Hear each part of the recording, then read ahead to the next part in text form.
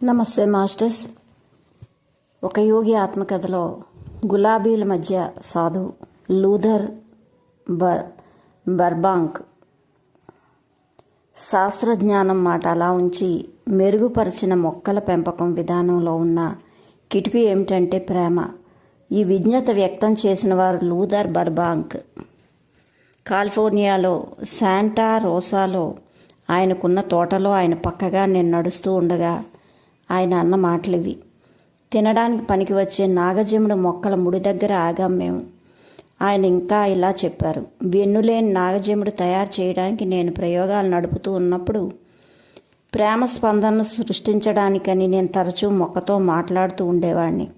నువ్వేం భయపడనక్కర్లేదంటూ మొక్కకు చెప్పేవాడిని. కాపుదల కోసం నీకు ముళ్ళు అక్కర్లేదు, నేను నిన్ను కాస్తాను. క్రమంగా ఎడారిలో పెరిగే ఉపయోగకరమైన ఈ మొక్క ముళ్ళు లేని రకంగా మారింది. ఈ అలౌకిక ఘటనకు నేను ముగ్ధుడయ్యాను. లూథర్ గారు మౌంట్ వాషింగ్టన్ గట్టు మీద మా తోటలో నాటడానికి నాకు కొన్ని నాగజెముడు ఆకులు ఇవ్వండి అని కోరాను. దగ్గరలో ఉన్న ఒక పనివాడు కొన్ని ఆకులు నాకు తుంచి ఇవ్వడానికి తయారయ్యాడు. బర్బాంక్ అతన్ని ఆపారు. స్వామివారి కోసం నేనే వాటిని తుంచిస్తాను. 3 ఆకులు నాకు ఇచ్చారు. తర్వాత వాటిని నాటాను. అవి క్రమంగా పెద్ద తోటగా వృద్ధి అవుతూ ఉంటే చూసి ఎంతో ముచ్చటపడ్డాను. తాము సాధించిన వాటిలో చెప్పుకోదగ్గ మొదటి విజయం పెద్ద రకం బంగాళదుంప అని చెప్పారు. ఆ మహా ఉద్యానవేత్త ఆ బంగాళదుంప ఇప్పుడు ఆయన పేరుతోనే ప్రసిద్ధికి ఎక్కింది. అంకురిత ప్రతిభా సంపత్తితో ఆయన ప్రకృతి సిద్ధంగా ఉన్న మొక్కల్ని అంటుగట్టి మెరుగుపరిచి కొన్ని వందల రకాలు ప్రపంచానికి అందించారు. టమాటా, మొక్కజొన్న, గుమ్మడికాయ వంటి కూరగాయలు, చెర్రీలు, రేగిపళ్ళు, నెక్టారైన్లు, బేరీపళ్ళు, గసగసాలు, లిల్లీలు, గులాబీలు మొదలైనవి ఆయన రూపొందిన కొత్త బర్బాంక్ రకాలు. లూథర్ గారు నన్ను ప్రసిద్ధమైన వాల్నట్ చెట్టు ముందుకు తీసుకువెళ్తూ ఉంటే నేను కెమెరా ఫోకస్ చేశాను. ప్రకృతి పరిణామానికి పూర్వకంగా త్వరితం చేయవచ్చునన్న సంగతి ఆ చెట్టుతోనే నిరూపించారు ఆయన. 16 ఏళ్లలోనే ఈ ఆక్రోట్ చెట్టు సమృద్ధిగా కాయలు పండించే స్థితికి చేరుకుంది. దోహదం జరగకుండా ప్రకృతి సహజమైన రీతిలో ఈ పరిణామం రావాలంటే అంతకు రెట్టింపు కాలం పట్టేది. బర్బాంక్ గారి చిన్న పెంపుడు కూతురు తన కుక్కతో ఆడుకుంటూ తోటలోకి వచ్చింది. అది నా మానవ వృక్షం. లూథర్ గారు ఈ అమ్మాయి వైపు ఆప్యాయంగా చేయి ఊపారు. ఇప్పుడు నేను మానవ జాతిని బ్రహ్మాండమైన ఒక మొక్కగా చూస్తున్నాను. దాని అత్యున్నత ప్రయోజనాలు నెరవేరడానికి కావలసిన వల్ల ప్రేమ, విశాలమైన ఆరుబయట వల్ల కలిగే ప్రకృతి సహజమైన లాభాలు, తెలివిగా అంటుగట్టడం ఎంపిక.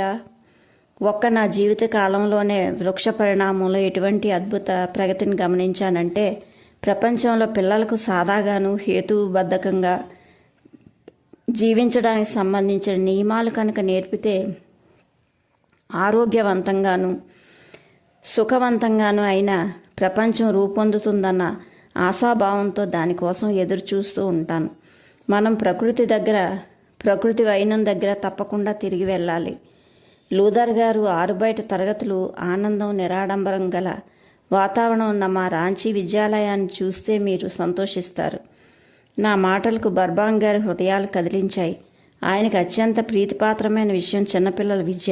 లోతైన ప్రశాంతమైన ఆయన కళ్ళల్లో ఆసక్తి తొణికిలాడుతూ ఉండగా నా మీద ప్రశ్నల వర్షం కురిపించారు.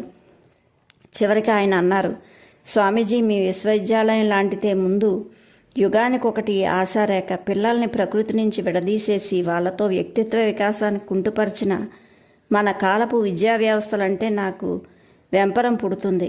ఆచరణాత్మకమైన మీ విద్యా ఆదర్శాలతో నేను మనస్ఫూర్తిగా ఏకీభవిస్తున్నాను. ఈ సత్పురుషుని దగ్గర నేను సెలవు తీసుకుంటూ ఉండగా ఆయన ఒక చిన్న పుస్తకం మీద సంతకం పెట్టి దాన్ని నాకు బహుకరించారు.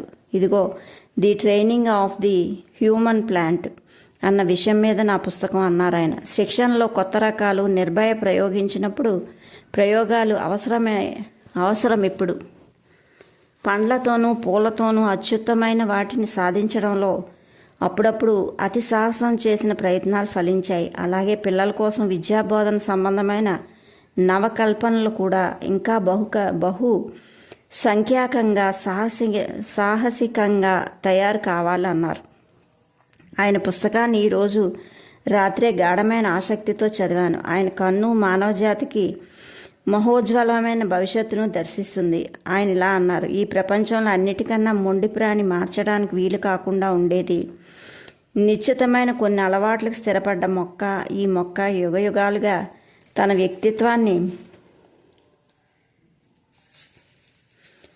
నిలుపుకుంటూ వస్తున్న విషయం గుర్తుంచుకోవాలి. బహుశా ఆ వెనుక యుగాలకు పూర్వం రాళ్లతో పుట్టి సుదీర్ఘ కాలగతితో కూడా ఏ విధమైన పెద్ద మార్పు చెందకుండా ఉన్నది అదే కావచ్చు. కొన్ని యుగాల ఆవృత్తిలో మొక్క అసమాన దృఢత్వం గల సంకల్ప శక్తి అలవర్చుకోదంటారా? నిజానికి కొన్ని రకాల తాటి చెట్ల లాంటి మొక్కలు ఎంతగా మార్పు లోను కాకుండా ఉన్నాయంటే ఇంతవరకు ఏ మానవ శక్తి వాటిని మార్చలేకపోయింది. మొక్క సంకల్ప శక్తితో పోల్చితే మానవ సంకల్ప శక్తి బలహీనమైంది.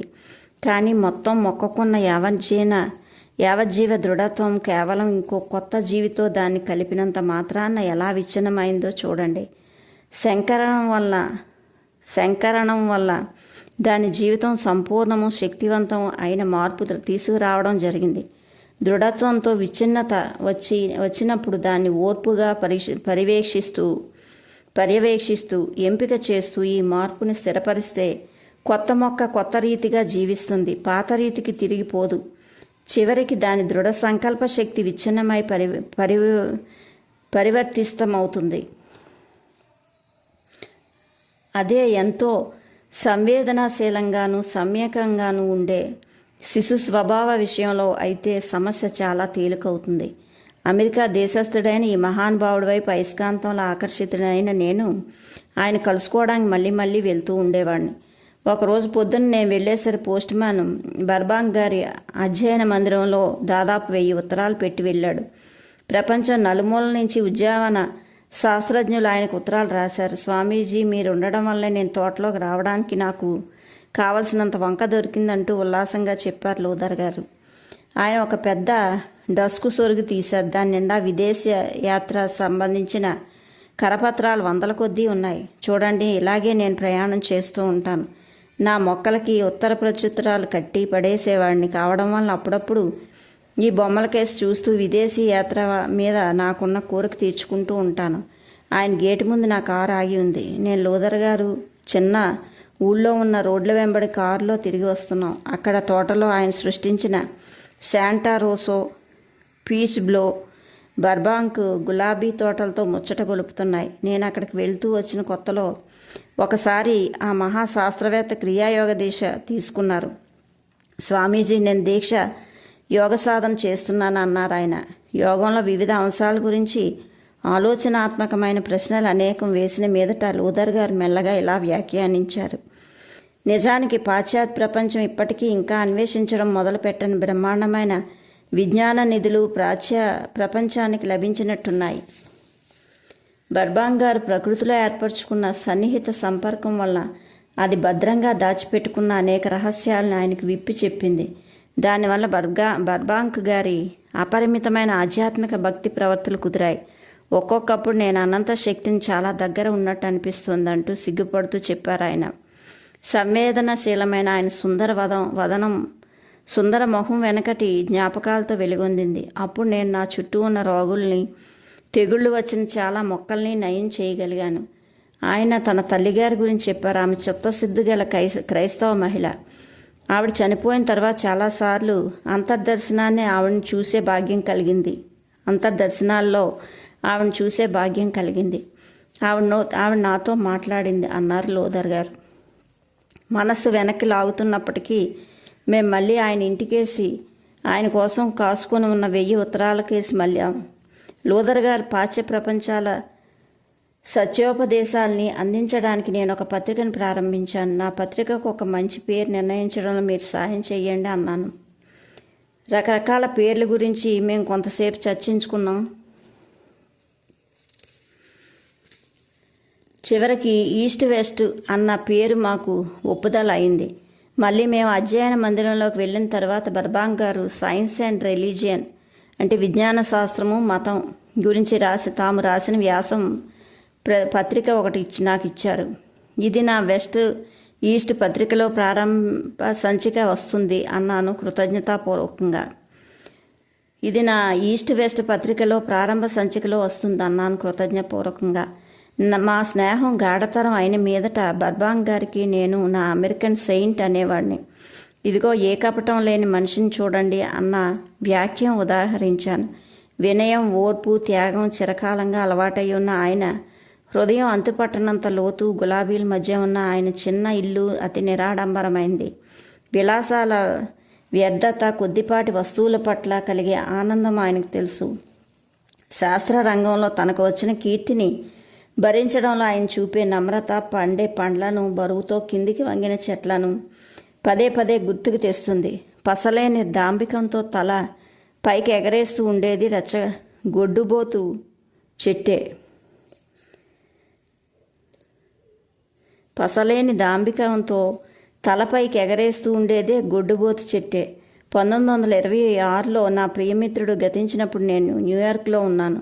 కళ్ళనీళ్ళు పెట్టుకుని అయ్యో ఆయన కడసారి చూపు కోసం అక్కడి నుంచి శాంటా రోసో దాకా సంతోషంగా నడిచి వెళ్ళాను అనుకున్నాను. కార్యదర్శకులు, సందర్శకులు దూరంగా నేను తలుపు మూసుకొని 24 గంటలు ఏకాంతంగా గడిపాను. మర్నాడు లోదర్ గారి ఫోటో ఒకటి పెద్దది ఎదురుగా పెట్టుకొని వైదిక కర్మకాండ జరిపాను. నా అమెరికన్ శిష్యుల్లో కొందరు హిందూ వేషధారణ వేసి పాంచభౌతిక తత్వాలకు, అవి అనంత సత్వంలో తిరిగి లయమవడానికి ప్రతీకలైన పూలతో, నీళ్లతో, నిప్పుతో శ్రద్ధాంజలి ఘటిస్తూ ఉండగా మంత్రపఠనం చేశారు. బర్బాంగ్ గారి భౌతిక కాయం శాంటా రోసోలో తమ తోటలో తాము స్వయంగా పాతిన లెబనాన్ సెడార్ దేవదారు వృక్షం కింద పూడ్చిపెట్టి ఉన్నప్పటికీ నా దృష్టిలో ఆయన ఆత్మ విప్పారిన కళ్ళతో దారిపక్క పూసే ప్రతి పువ్వులోని ప్రతిష్టమై ఉంది. ప్రకృతి విశాల తత్వంతో కొంతకాలం ఉండడానికి లూథర్ గారు ఇక్కడి నుంచి వెళ్ళిపోయిన ప్రకృతిలో వీచే గాలుల్లో ఆయన గుసగుసలాడుతూ, లేదా పొడజూపే తొలిపొద్దుల్లో ఆయన నడయాడడం, లేదా ఆయన పేరు ఇప్పుడు సామాన్య వ్యవహార భాష వారసత్వంలోకి వచ్చేసింది. వెస్టర్న్ న్యూ ఇంటర్నేషనల్ డిక్షనరీలో బర్బాంగ్ అన్న శబ్దాన్ని సకర్మక క్రియగా చేస్తూ ఇలా నిర్వహించారు. మొక్క అని సంకరణం చేయి, లేదు అంటుకట్టు. దాన్ని బట్టి లాక్షణికార్థంలో మంచి లక్షణాలను ఎంపిక చేసి చెడ్డవాటిని తిరస్కరించి, లేదా మంచి లక్షణాలు చేసి ఒక ప్రక్రియ కానీ సంస్థ కానీ దేన్నైనా మెరుగుపరచడం. ఈ నిర్వచనాన్ని చదివిన తర్వాత నేను కళ్ళనీళ్ళు పెట్టుకున్నాను. ప్రియమైన బర్బాంగ్కి ఇప్పుడు మీ పేరే మంచితనానికి మారుపేరు అయింది అని. Okay masters, thank you. Like, share, subscribe.